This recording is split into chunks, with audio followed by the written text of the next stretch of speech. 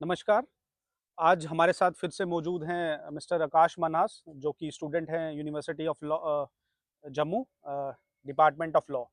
जैसे कि लास्ट बार भी हमारी इनसे बात हुई थी रिगार्डिंग नेशनल लॉ यूनिवर्सिटी के क्या मैटर था एंड कहाँ उनके प्रोटेस्ट अभी पहुँचे हैं एंड आगे गवर्नमेंट से क्या उनको आश्वासन मिल रहा है। सिमिलरली आज हम बात करेंगे जैसे कि आप सबको पता होगा कि नेशनल लॉ यूनिवर्सिटी जैसे ही जम्मू में मुद्दा गरमाया हुआ है, उसी तरह से यूजीसी के जो नया एक्ट पास हुआ था बाय गवर्नमेंट ऑफ इंडिया, तो उसके ऊपर भी काफ़ी प्रोटेस्ट रहा। बट अभी जैसे कि मामला सुप्रीम कोर्ट में चला गया है और नेक्स्ट हियरिंग 19 तक स्थगित कर दी गई है। उसी मुद्दे पे हम एक बार आकाश मन्हास से भी जानना चाहेंगे कि ये पूरा मामला क्या था, ताकि जिन दर्शकों को हमारे इस मामले के बारे में नहीं पता, उनको थोड़ी इसके बारे में जानकारी मिल जाए। वेलकम आकाश जी। धन्यवाद किरण जी। मैं ये जानना चाहता हूँ कि ये जो यूजीसी का पूरा मैटर चल रहा था इतने टाइम से, प्रोटेस्ट भी हुए काफ़ी, अब मामला वापस सुप्रीम कोर्ट में पहुंचा है एंड सुप्रीम कोर्ट ने भी उसके ऊपर रोक लगा दी है कुछ समय तक, जब तक नेक्स्ट कुछ होता।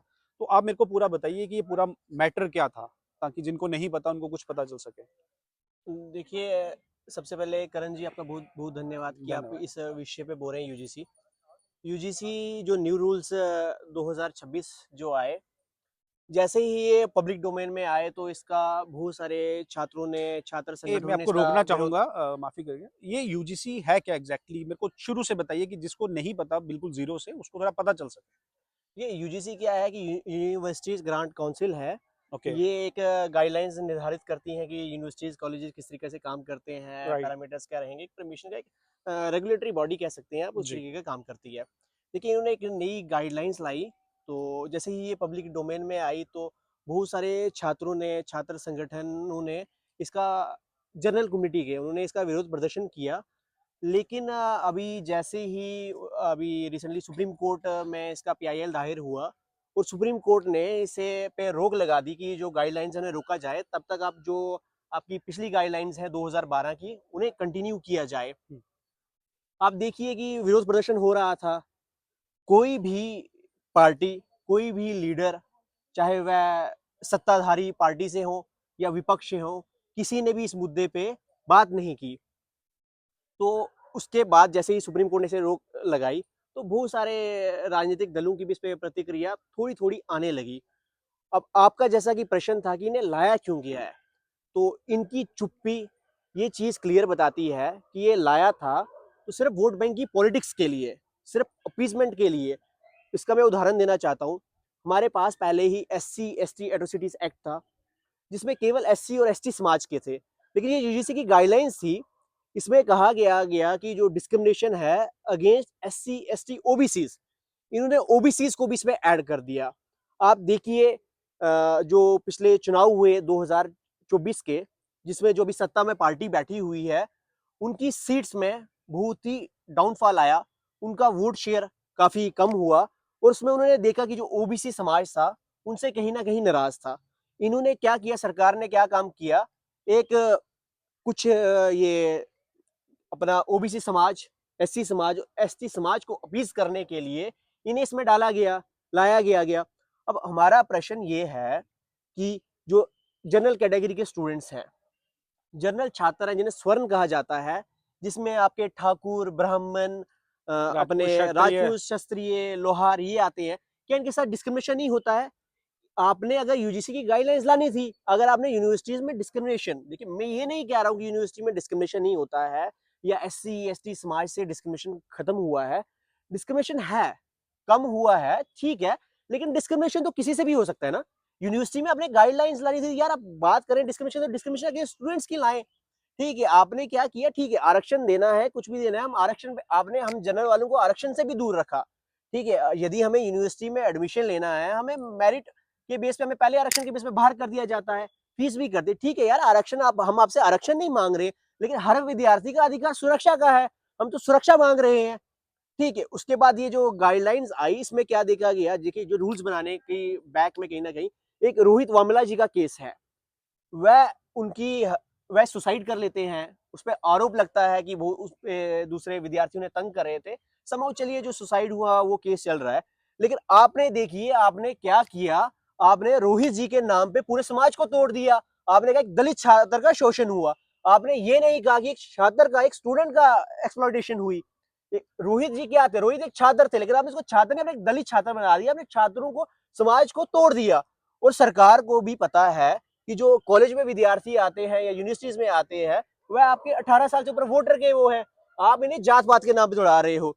जब हम स्कूल में पढ़ा करते थे, हमने वहां कोई जातिवादी नहीं देखा, लेकिन यूनिवर्सिटीज में ही आके क्या हो गया कि आपने ये कर लिया, तोड़ने का काम किया, विभाजन का काम किया, लेकिन ये इसमें मैं गाइडलाइंस। आपसे ये पूछना चाहूँगा, जैसे आपने बोला ये रोहित वेमुला का केस, ये एक 2016 का केस है, उसके बाद ही पायल सुप्रीम जी। कोर्ट की, हाँ, पायल एक तड़वी करके उनका भी केस था। उसके बाद सुप्रीम कोर्ट की जजमेंट आती है कि इसके ऊपर कुछ सख्त रूल्स एंड रेगुलेशंस फ्रेम किए जाएँ, ताकि ऐसा आगे आने वाले फ्यूचर में ना हो।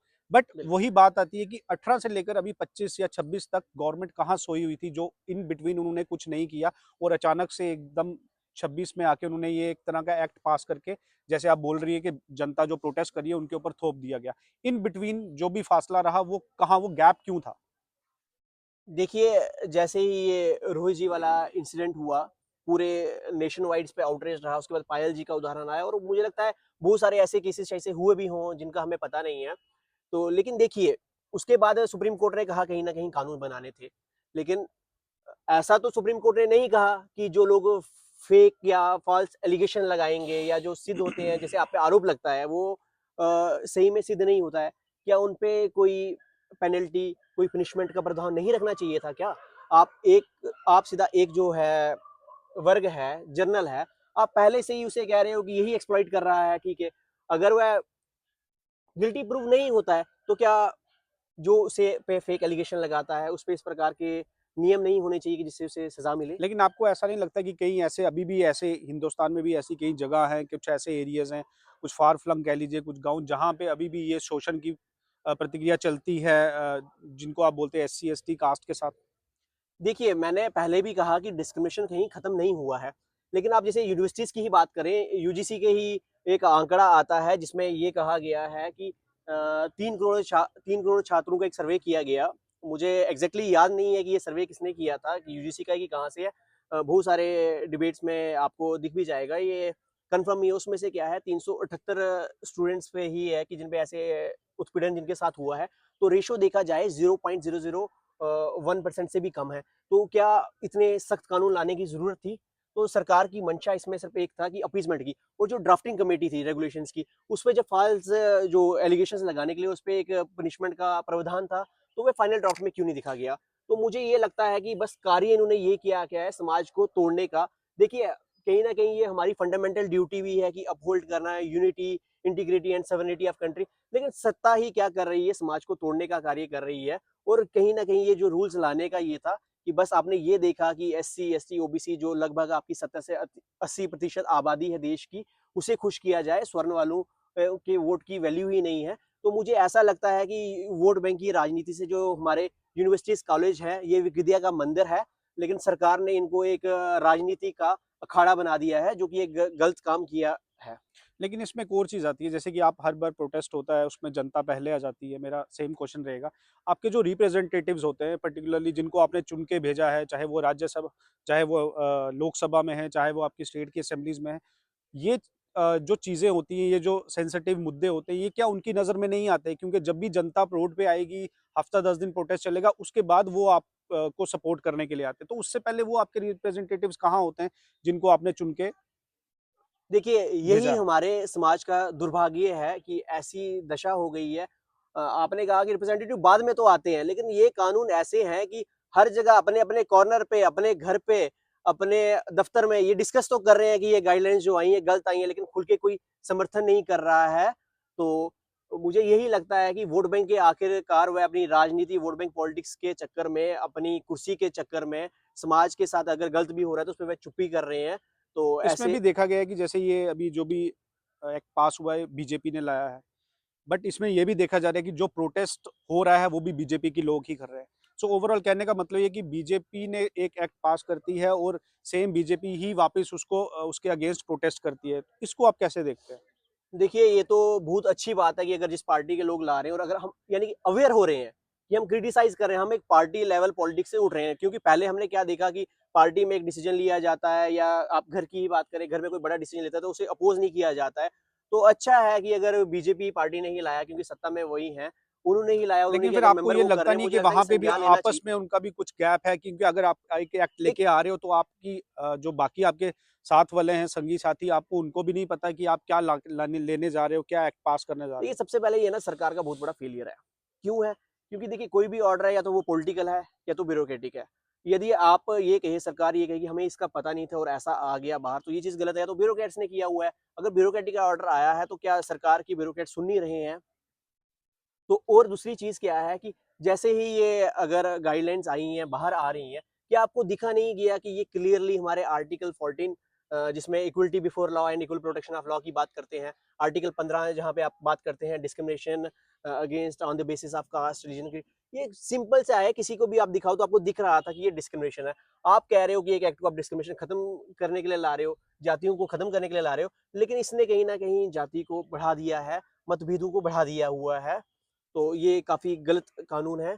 तो इसीलिए अभी सुप्रीम कोर्ट ने तो इंटरवेन कर लिया है। उन्होंने सरकार को कहा है कि आप वापस ले लीजिए। लेकिन मेरा आपके ही माध्यम से सरकार से प्रश्न है, मुझे नहीं लगता है कि सरकार इसमें कोई स्ट्रिक्ट एक्शन ले पाएगी, क्योंकि सरकार खुद अब वोट बैंक के जिस जो सरकार की मंशा थी एक पर्टिकुलर सेक्शन को अपीज़ करने की, सरकार खुद ही फँस गई है। यदि वह इसमें चेंजेज़ लाते हैं, तो क्या जिन लोगों को पहले इनमें ज़्यादा बढ़ावा दिया गया था या जिन्हें अपीज़ करने की कोशिश की गई थी, क्या वह सड़कों पे नहीं उतरेंगे? या इस लॉ में जिन्हें इग्नोर किया गया था या जिनके ये अगेंस्ट था, तो अगर उनके फ़ेवर में नहीं डिसीज़न आता है, तो क्या वह लोग प्रदर्शन नहीं करेंगे? मुझे लगता है कि जो सरकार की मंशा थी वोट बैंक अपीज़मेंट की, तो वो कहीं न कहीं तो खुद अभी इसमें क्या फँस आपको गई है। लगता है कि सुप्रीम कोर्ट के जैसे उन्होंने उनकी फटकार के बाद आपको क्या लगता है कि गवर्नमेंट इसमें कुछ चेंजेस लाएगी? देखिए, हमें उम्मीद तो पूरी है सरकार से कि वह चेंजेज़ लाएगी, क्योंकि जिस हिसाब से उनके अंदर इंटरनल पार्टी मेंबर्स ही प्रोटेस्ट वो कर रहे हैं। देखिए, सुप्रीम कोर्ट ने बहुत बार ऐसा भी कहा कि क्रीमी लेयर का कांसेप्ट कहा इसी एससी-एसटीज़ में, तो अभी तक सरकार ने वो भी नहीं लाया। मुझे ये लगता है अगर सरकार की सच में अगर मंशा है जातिवाद को खत्म करने की, तो अभी के समय में जैसा देखा जाए कि एससी समाज, एक समाज ही अपने समाज के दूसरे व्यक्ति को भी कहीं न कहीं एक्सप्लॉइट कर रहा है। तो उन चीज़ों पे भी सरकार को देखना चाहिए, उन पे भी कड़े नियम लाने चाहिए। यदि अगर हमें सच में जातिवाद को खत्म करना है, और आप देखिए एक दुर्भाग्य हमारे देश का ये है कि लगभग आज़ादी के 80 वर्ष होने वाले हैं और आज भी हम रिज़र्वेशन के नाम पे लड़ रहे हैं या जातिवाद के नाम पे लड़ रहे हैं, तो ये बहुत ही काफ़ी दुर्भाग्यपूर्ण है। लेकिन आपको लगता नहीं है कि अदर देन गवर्नमेंट समाज में भी इसकी बहुत बड़ी साझेदारी है इस चीज़ को बढ़ावा देने में? देखिए, समाज का इंडिविजुअल का रोल रहता ही रहता है, लेकिन बहुत सारे मैंने कहा कि अब उदाहरण भी हमें मिल रहे हैं, इंटरकास्ट मैरिजेज़ के मिल रहे हैं, जैसे हम साथ रह रहे हैं, हमारे क्लास में भी पढ़ रहे हैं, तो कहीं न कहीं कम हो रही थी, ये चीज़ें हो रही थी, बिल्कुल ही समाप्त नहीं हुई हैं, विलीन नहीं हुई हैं। लेकिन इसने यूजीसी जो बिल आया है, इसने ना एक आग लगाने का वो कर दिया हुआ है। और उसके बाद मेरा ये भी आपसे कहना है कि क्या डिस्क्रिमिनेशन जो है, वो सिर्फ़ पर्टिकुलरली एससी-एसटी समाज से ही होता है? क्या ब्राह्मणों से नहीं होता है? आप देखिए सबसे ज़्यादा अगर डिस्क्रिमिनेशन यूनिवर्सिटी विश्वविद्यालयों में हो रहा है, तो वह ब्राह्मणों के साथ हो रहा है, ब्राह्मणवाद के खिलाफ नारे लगते हैं। मैं खुद ब्राह्मण नहीं हूँ, मैं एक ठाकुर कम्युनिटी से हूँ, लेकिन मैं कहता हूँ कि सबसे ज़्यादा अगर अत्याचार होता है, तो वह ब्राह्मणों के साथ होता है। आप देखिए यूनिवर्सिटीज़ में किस प्रकार के नारे लगते हैं, तिलक तराजू और तलवार, इनको मारो जूते चार, ठाकुर बनिए, ब्राह्मण ठाकुर बनिए, सारे चोर इनको, इस हम सारे डीएस4, इस प्रकार के नारे लगते हैं, तो ये काफ़ी निंदनीय है।